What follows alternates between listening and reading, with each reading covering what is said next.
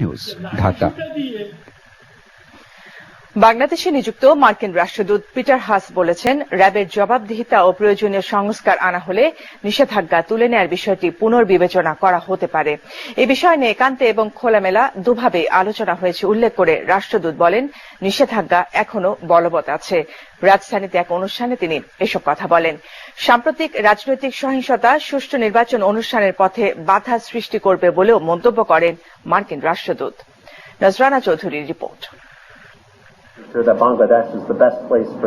Centre for governance studies আয়োজিত meet the ambassador অনুষ্ঠানে যোগ দিয়ে বাংলাদেশে নিযুক্ত মার্কিন রাষ্ট্রদূত পিটার হাস তার সূচনা বক্তব্যে বাংলাদেশের সাথে মার্কিন যুক্তরাষ্ট্রের ঐতিহাসিক সম্পর্কের কথা তুলে ধরেন।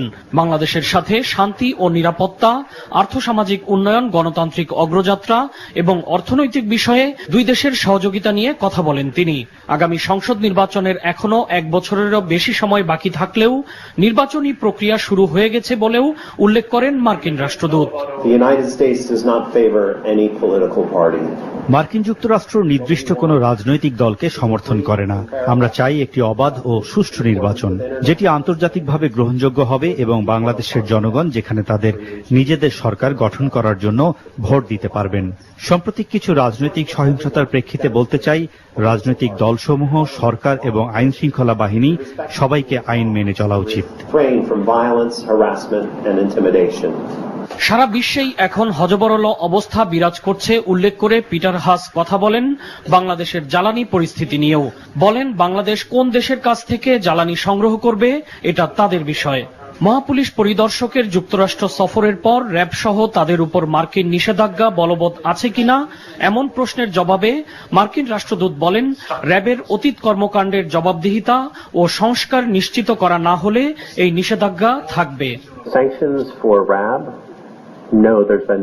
র্যাবের নিষেধাজ্ঞা বিষয়ে বলতে চাই, এক্ষেত্রে আমাদের নীতির কোনো পরিবর্তন হয়নি। সেটি ততদিন পর্যন্ত থাকবে যতদিন সংস্থাটির প্রয়োজনীয় জবাবদিহিতা ও সংস্কার সাধিত না হবে। এটি আমরা আলোচনার টেবিল ও জনসম্মুখে দুভাবেই বলেছি।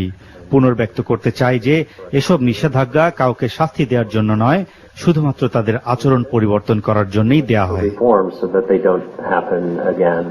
বাংলাদেশে আশ্রয় নেয়া রোহিঙ্গা জনগোষ্ঠীর জন্য গত সপ্তাহে $170 মিলিয়ন অনুদানের ঘোষণা দেওয়ার কথাও জানান Peter Haas. Nazrana Chowdhury, NTV news, Dhaka.